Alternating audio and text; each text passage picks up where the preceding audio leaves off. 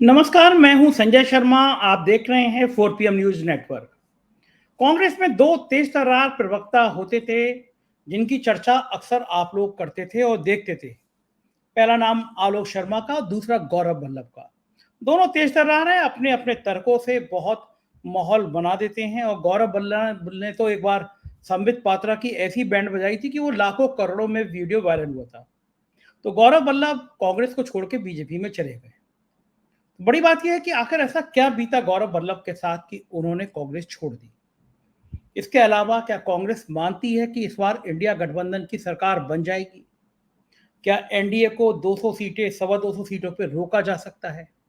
Bharatiya Janata party जो कह रही है कि 400 पार का नारा, क्या इसमें कुछ सच्चाई है, या फिर ये हवा है, या फिर ये ख्याली पुलाव है और गोदी मीडिया के चैनल? आखिर जब कांग्रेस की सरकार थी तो कांग्रेस इन गोदी मीडिया चैनलों को मैनेज क्यों नहीं कर पाई और भारतीय जनता पार्टी ने कैसे मैनेज कर लिया? इन सारे सवालों पर हम बात करेंगे कांग्रेस के प्रवक्ता आलोक शर्मा से। हमने आलोक जी से पूछेंगे कि आखिर कारण क्या है कि गौरव वल्लभ जी ने विदाई क्यों कर ली, और हम ये भी जानेंगे कि आखिर कौन कौन से राज्य हैं जहां कांग्रेस को उम्मीद है और कांग्रेस जानती है कि इन राज्यों में भाजपा को नुकसान हो जाएगा। आलोक शर्मा जी एक बहुत बेहतरीन पढ़े लिखे पॉलिटिकल जानकार हैं, कांग्रेस के प्रवक्ता हैं और बहुत तर्कों के साथ अपनी बात करते हैं। आप जब देश के बड़े बड़े चैनलों में उनको देखते होंगे तो आप उनके तर्क सुन के लाजवाब हो जाते होंगे। हम ये भी पूछेंगे आज उनसे कि सुधीर चौधरी में ऐसा क्या खास है जो आज तक ने उनको अपने सिर माथे बिठाए रखा है। बहुत मजेदार, बहुत अच्छा इंटरव्यू है। मेरी रिक्वेस्ट है पूरा सुनिएगा, चैनल को ज्वाइन कीजिएगा, सब्सक्राइब करिएगा और अपनी राय से जरूर बताइएगा। 4 PM न्यूज नेटवर्क में स्वागत है आपका आलोक जी। मैंने आपसे समय इसलिए खास तौर से मांगा कि कांग्रेस के दो ऐसे प्रवक्ता थे जिनको देश सुनना चाहता था। एक का नाम है आलोक शर्मा जो मेरे सामने बैठे हैं, और एक है गौरव वल्लभ जिन्होंने संबित पात्रा जी की बड़ी पसीने छुड़ाए थे। आज लेकिन गौरव वल्लभ जी जो है अपना बोरिया बिस्तर उठा के और संबित पात्रा की पार्टी में चले गए। क्या कारण है कि कांग्रेस के नेता छोड़ छोड़ के बीजेपी में जा रहे हैं? संजय निरुपम, अनिल शर्मा, सम गौरव वल्लभ। क्या लग रहा है कि कांग्रेस का जहाज डूब रहा है इसलिए डर रहे हैं, या फिर बीजेपी ने कहा 400 पार, तो लग रहा है कांग्रेस के नेताओं को कि अब तो 400 पार आ जाएगी, तो इसलिए आप लोग डर गए हैं? कारण क्या, क्यों छोड़ रहे हैं लोग आपको? देखिए 400 पार का तो शगुफा है और वो कभी भी पूरा नहीं हो सकता है। बीजेपी इस बार 200 पार नहीं जाएगी। बात आती है कि कौन लोग क्यों जा रहे हैं। देखिए दो ही कारण होते हैं संजय जी, एक तो डर होती है, एक महत्वाकांक्षाएं होती हैं। कुछ लोग डर के गए हैं, कुछ लोग महत्वाकांक्षा में गए हैं। कुछ लोगों को शायद अपने ऊपर ही भरोसा नहीं है कि वो जीवन में संघर्ष भी कर सकते हैं। तो जो लोग संघर्ष का मार्ग छोड़ते हैं वो पाला बदलते हैं, और इसी तरह के लोग पाला बदल कर जा रहे ये तो आपने बहुत सदी हुई लाइन कह दी कि दो ही रास्ते होते हैं। हकीकत बताइए, क्या आप उनकी महत्वाकांक्षा पूरी नहीं कर पा रहे? ऐसी कौन सी महत्वाकांक्षा है जो भाजपा उनकी पूरी कर दे रही है, जो कांग्रेस नहीं कर पा रही है? हैं। देखिए गलतफहमी है उन लोगों की, जो लोग वहां जा भी रहे हैं उनकी क्या सिचुएशन है वो लोग शायद उनसे पूछ कर नहीं जा रहे हैं। और जहां तक बात है महत्वाकांक्षा की, तो स्वाभाविक है, अभी गौरव वल्लभ जी 3 महीने 4 महीने पहले अभी तो चुनाव लड़े थे। अब इतना जल्दी चुनाव लड़ने के बाद आप उसके बाद कहीं पर एक्टिव नजर नहीं आए। आज जो तीन लोग जिनकी हम चर्चा कर रहे हैं, तीनों का ही पुराना इतिहास कांग्रेस का नहीं रहा है। विजेंद्र सिंह एक स्पोर्ट्समैन रहे, संजय निरुपम शिवसेना से आए, और गौरव वल्लभ का तो हमें भी नहीं पता कहाँ से आए। वो कब आए, कहाँ से आए, किसने उनको लिया, हमें भी नहीं पता है। सच्चाई तो ये है। गौरव वल्लभ जी का तो सुनने में ये आता है कि वो बीजेपी के लिए पहले काम भी करते थे और कांग्रेस के खिलाफ आरटीआई वगैरह लगाते थे, लेकिन हमें हमारे पास पुख्ता उसकी भी जानकारी नहीं है। लेकिन इतना जरूर है कि उन्होंने कभी भी ना यूथ कांग्रेस में, ना एनएसयूआई में, ना कांग्रेस में कभी भी एक दिन भी संघर्ष करते हुए हमने नहीं देखा उनको। हमेशा उनको हमने सीधा प्रवक्ता देखा, जिसको हमें बनने में कई वर्ष लग गए। और हमने ये देखा कि उनको दो दो बार दो राज्यों से विधानसभा का टिकट दिया, दो दो मुख्यमंत्री उनका चुनाव प्रचार करने गए। तो आज कौन सी महत्वाकांक्षा है, वो जल्दबाजी में है। मुझे लग रहा है कि शायद बहुत जल्दी कुछ उनको वहां मिल जाएगा। बेहतर तो वही बता सकते हैं। लेकिन आज राम मंदिर की आइडियोलॉजी की बात करना और वो करना, उनके तमाम वीडियोस वायरल हो रहे हैं कि भाई उन्होंने क्या स्टेटमेंट दिया था। तो स्वयं मैं तो सोचता हूँ कि उनको राम मंदिर जाना चाहिए। मैं तो राम मंदिर हो भी आया, और वो पता नहीं मुझे गए हैं कि नहीं गए। लेकिन राम मंदिर जाना नहीं जाना अपना निजी आस्था का विषय है। और भारत एक धर्मनिरपेक्ष देश है, किसी राजनीतिक दल का काम ये तो है नहीं कि वो धर्म विशेष के प्रचार में लग जाए या बाकी चीज़ों में लग जाए। हम लोग तो पॉलिटिकल लोग हैं और हमारा फर्ज़ बनता है कि हम सभी धर्मों का सम्मान करें और देश को आगे बढ़ाएँ। ये तो आपने ठीक बात कही कि पॉलिटिकल पार्टी का काम नहीं है धर्म का प्रचार करना, लेकिन राहुल गांधी भी तो कई बार माथे पे तिलक लगाए हुए जनेऊ की बात करते हुए नजर आए। वो भी मंदिरों में गए, उनकी भी तस्वीरें वायरल हुई हैं। तो आपके भाजपा की पिच पे जाके खेलने की तैयारी कर रहे हैं? नहीं, ऐसा नहीं है। देखिए, कोई भी व्यक्ति किसी भी धर्म को मान सकता है, किसी भी देवी-देवता को मान सकता है। मैं हनुमान जी को प्रभु राम से भी ज़्यादा मानता हूँ। कुछ लोग माँ दुर्गा को ज़्यादा मानते हैं। हरिद्वार चले जाएँगे, काशी चले जाएँगे तो वहाँ काशी विश्वनाथ की ज़्यादा पूजा होगी, साउथ में चले जाएँगे तिरुपति बालाजी होंगे। तो मुझे नहीं लगता कि कहीं मंदिर में जाना, तिलक लगाना, ये सब चीज़ें जो हैं किसी भी रूप में राजनीति से जुड़ी होनी चाहिए और हम लोग नहीं जोड़ते हैं। बीजेपी का तो कारण क्या है कि और कुछ 10 वर्षों तक किया नहीं तो हिंदू, मुस्लिम, राम मंदिर हमने बना दिया इसलिए हमें वोट दे दो। जबकि बीजेपी कभी उस केस में पार्टी भी नहीं रही है।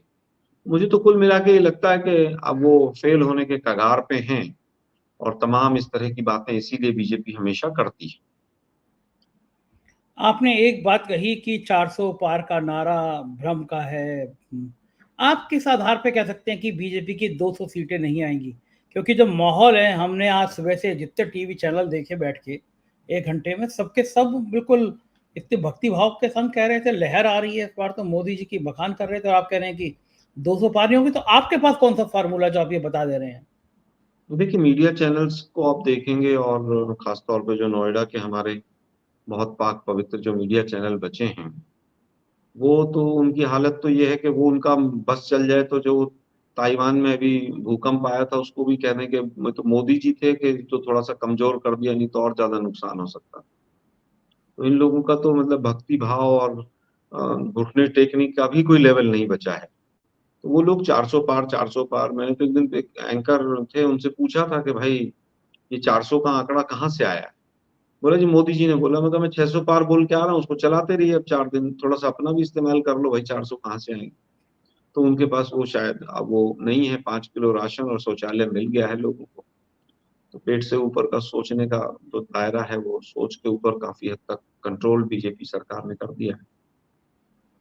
अच्छा लोग, आपको आपको क्या लगता है कि आपकी भी सरकार रही है, तो अगर आप चैनलों पे इस तरह नोएडा के चैनलों पे हमला कर रहे हैं, तो ऐसा क्या है जो आप लोग कांग्रेस की सरकार में मैनेज नहीं कर पाए थे, मोदी सरकार ने चैनल मैनेज कर लिए? आपके बस की देखिए बात नहीं थी आप? सरकार का काम नहीं है चैनल्स को मैनेज करना। हमने तो 2G भी देखा, निर्भया केस देखा, सब कुछ देखा हमने। कॉमनवेल्थ गेम्स यहीं दिल्ली में कॉमनवेल्थ गेम्स हुए, अच्छे से ऑर्गेनाइज़ हुए, सब कुछ हुआ। एक पुल गिर गया तो उसी का इतना बड़ा चढ़ा के सब कुछ दिखा दिया। लेकिन मुझे लगता है कि फिर वही बात आ जाती है या तो डर है या महत्वाकांक्षाएँ हैं। और वहाँ चैनल के मामले में जहाँ डर है या महत्वाकांक्षाएँ हैं, महत्वाकांक्षाएँ वहाँ किस चीज़ की हो सकती हैं? आर्थिक हो सकती हैं, एडवर्टाइज़मेंट की हो सकती हैं। तो शायद जिस तरह से मोदी जी आज हज़ारों करोड़ रुपए अपने एडवर्टाइज़मेंट पे खर्च करते हैं, हो सकता है उसका प्रभाव होगा और डर भी हो सकता है। जैसे कि आज अभी कुछ देर पहले मेरे एक साथी से बात हो रही थी, वो कह रहे थे कोई यूट्यूब चैनल है उसको बंद कर दिया है, उसको नोटिस चला गया है। मैं नाम नहीं लेना चाहूँगा। तो इस तरह की चीज़ें हैं, तो डर भी है लोगों में और लालच भी है और महत्वाकांक्षाएँ भी हैं। हमने कभी इस तरह का काम नहीं किया, हमने तो झेला उनको। आज देखिए आप दूरदर्शन का क्या हाल है, डीडी न्यूज़ का, आप देखिए राज्यसभा, लोकसभा टीवी का क्या हाल है, किस गति में पहुँचा दिया है। हमारे समय में बहुत हेल्दी डिबेट्स होती थी, सेशन चलता था तो सांसद बैठ के डिस्कस करते थे, कौन-सा बिल आया, क्या बिल में क्या है। आज ना संसद का महत्व रहा उतना, ना कोई सेलेक्ट कमेटी है, ना सांसदों का महत्व रहा।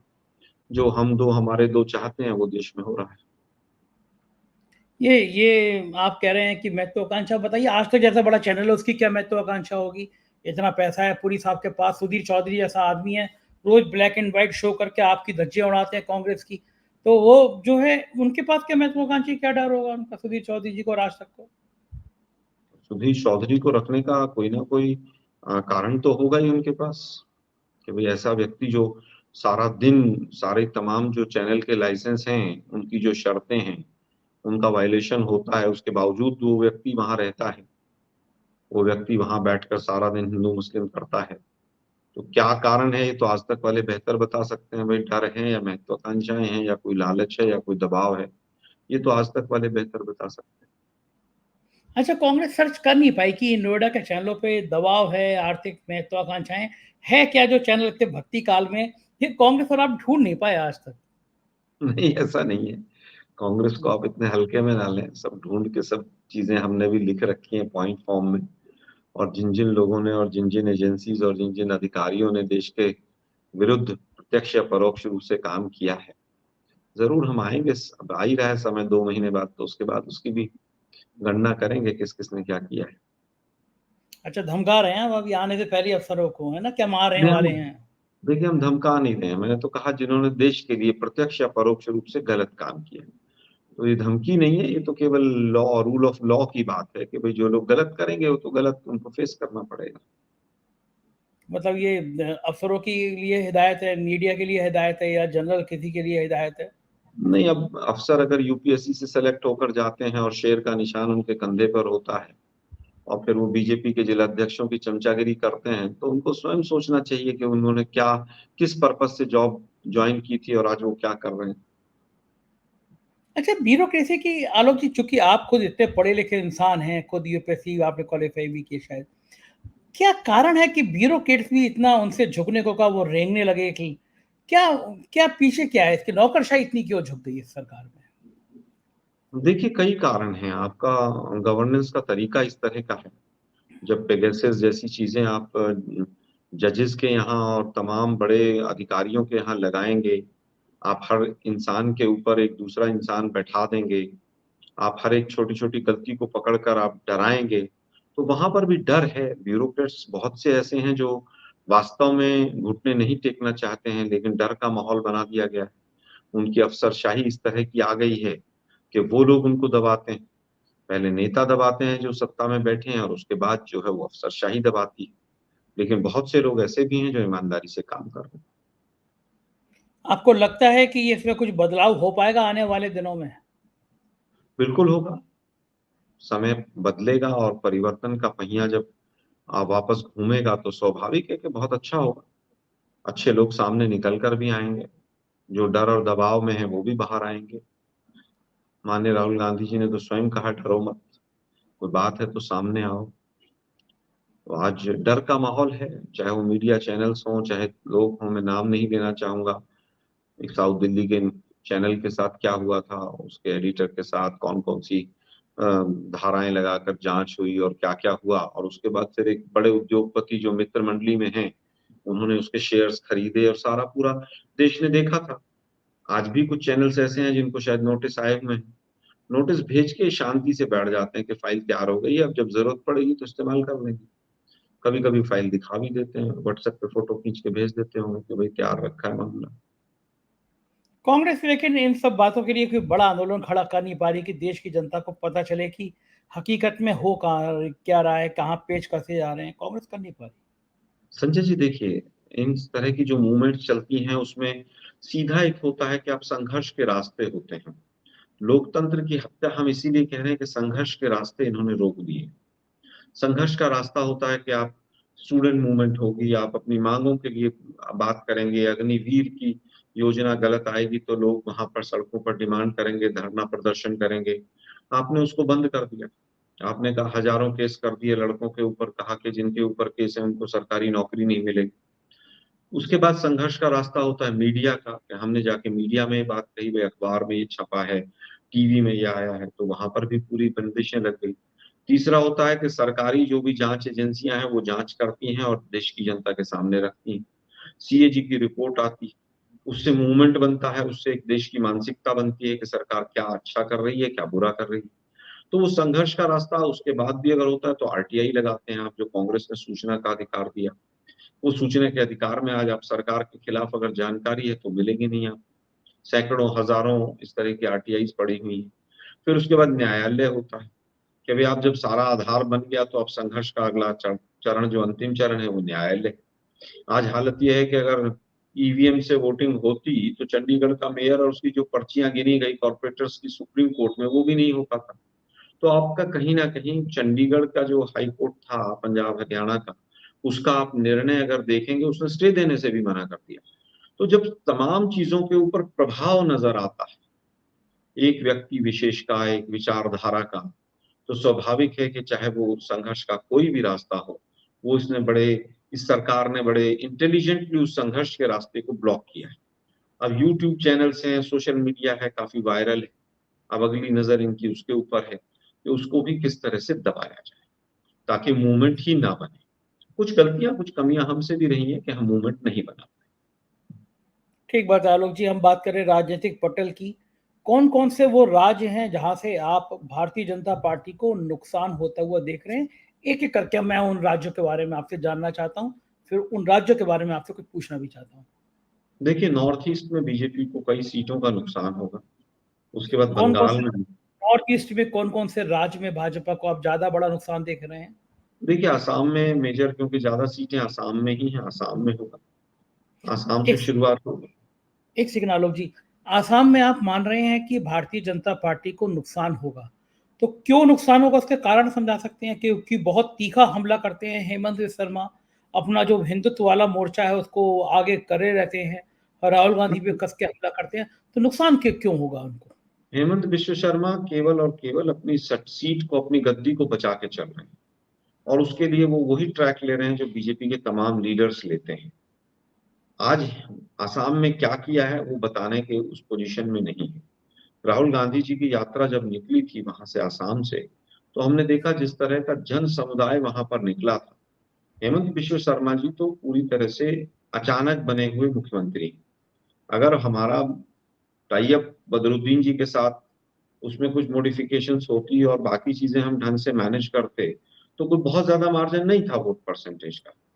तो आज मैं समझता हूं कि आज केंद्र सरकार की भी क्या क्या उन्होंने काम किए हैं, और हेमंत बिश्व शर्मा जी की भी सरकार ने क्या किए हैं। हेमंत बिश्व शर्मा जी के तो राहुल गांधी ने कहा ही ना, सबसे करप्ट मुख्यमंत्री अगर कोई है पूरे देश में तो हेमंत बिश्व शर्मा। लेकिन ठीक है, वो मीडिया आज उनको तवज्जो देता है और न्यूसेंस भरे वो वाक्य बोल देते हैं, कभी कांग्रेस के लिए, कभी राहुल गांधी के लिए। तो उनमें उनका बड़प्पन नहीं, कहीं ना कहीं उनका एक, मैं समझता हूँ कि हल्कापन नजर आता है कि भाई वो किस तरह के, किसी के पिता के ऊपर बयान, किसी के माता के ऊपर बयान, जनता सब सोचती है। तो आसाम में दोनों की एंटी इनकम्बेंसी है, राज्य सरकार की भी और केंद्र की भी।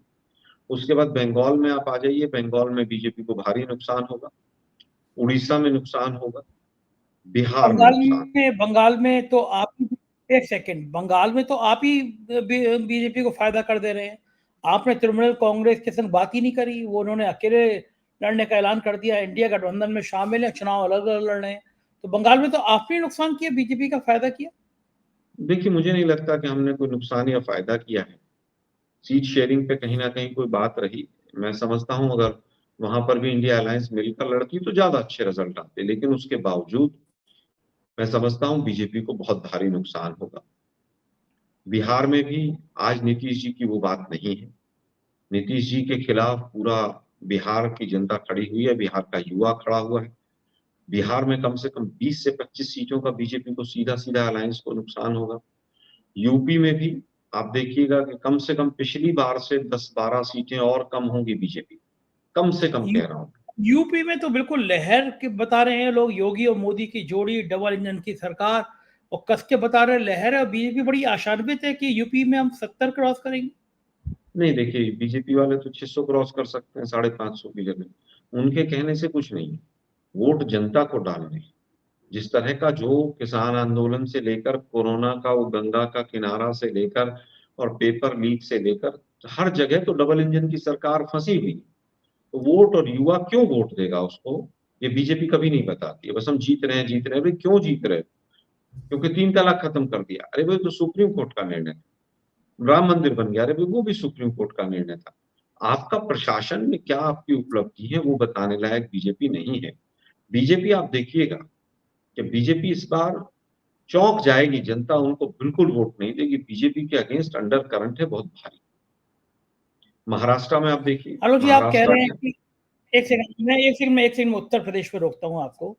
आप कह रहे हैं कि सुप्रीम कोर्ट ने ये निर्णय दिए इन बड़े बड़े महत्वपूर्ण फैसलों को, लेकिन लोग कहते हैं कि सुप्रीम कोर्ट के निर्णय अगर आपकी सरकार होती है तो सुप्रीम कोर्ट से भी ये फैसले नहीं आते, क्योंकि आप उन मुकदमों में तेजी ला नहीं रहते, बीजेपी वो ले आई। पहला सवाल। दूसरा सवाल कि आप उत्तर प्रदेश में तो आप भागे हुए, अमेठी रायबरेली जैसी सीटें जहां गांधी परिवार लड़ता था वहां तक आप अपने प्रत्याशी तय नहीं कर पा रहे हैं। चुनाव का दूसरे चरण के मतदान का नामांकन का आज आखिरी दिन था, आप अभी तक अमेठी रायबरेली में प्रत्याशी तय नहीं कर पा रहे हैं। दोनों सवालों का जवाब मुझे बताइए।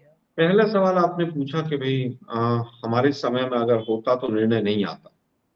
मैं फिर कहूंगा कि न हम सुप्रीम कोर्ट में पार्टी थे, न बीजेपी पार्टी, न केंद्र की सरकार हमारे समय में पार्टी थी, न उनके समय में पार्टी। तो मुझे नहीं लगता कहीं पर भी कोई पक्षकार ही नहीं था। क्या सुप्रीम कोर्ट बीजेपी चलाती है या सुप्रीम कोर्ट को केंद्र सरकार चलाती है? मैं इस बात से सहमत नहीं। निर्णय आया, सबने स्वागत किया। पहले अगर किसी ने यू टर्न राम मंदिर पर लिया तो वो भी किसने लिया? बीजेपी ने। जब विपक्ष में थे तो कहते थे ये न्यायालय का और आस्था का विषय नहीं, सॉरी आस्था का विषय है, न्यायालय का विषय नहीं। फिर कहा कि नहीं सरकार ले आइए हमें, फिर हम उसको संसद में लेकर आएंगे, फिर सरकार आ गई। फिर कहा नहीं पूर्ण बहुमत दे दीजिए, फिर पूर्ण बहुमत भी आ गया। फिर कहा नहीं न्यायालय ही जो फैसला करेगा उसको मानेंगे। तो ये स्टैंड तो कांग्रेस पार्टी का बरसों बरस दशकों से चला आ रहा है। जो भी फैसला सुप्रीम कोर्ट का आया उसमें ना कांग्रेस वहां पर पक्षकार थी, ना बीजेपी थी, ना सरकार थी। तो कोई रोक सकता है, कोई उसको बढ़ा सकता है, मैं इस तर्क से असहमत हूँ। दूसरा सवाल आपने पूछा अमेठी और रायबरेली का। मुझे पूरी उम्मीद है अभी भी कि वो परंपरागत सीट रही है गांधी परिवार की, और अभी तक किसी को अनाउंस नहीं किया है।